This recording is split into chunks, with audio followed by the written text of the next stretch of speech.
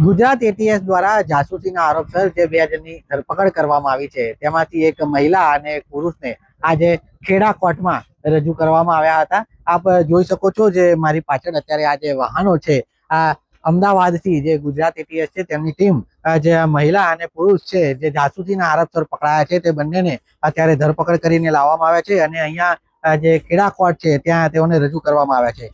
ખેડા કોર્ટમાં રજૂ એટલા માટે કરવામાં આવ્યા છે કારણ કે જે ફરિયાદી છે તે મહેમદાવાદના કાછે ગામનો ફરિયાદી છે અને આ મહેમદાવાદનો કાછે ગામનો જે યુવક છે તેની સાથે જે આ મહિલા છે તે સંપર્કમાં આવી હતી અને તેની સાથે સંપર્કમાં આવીને તેની સાથે વિડીયો એડિટિંગનું કામ કરાવવાનું છે, યુટ્યુબમાં વિડીયો ચડાવવા માટે એડિટિંગનું કામ કરાવવાનું છે તેમ કહી તેને પૈસા આપવાની લાલચ પણ આપી હતી।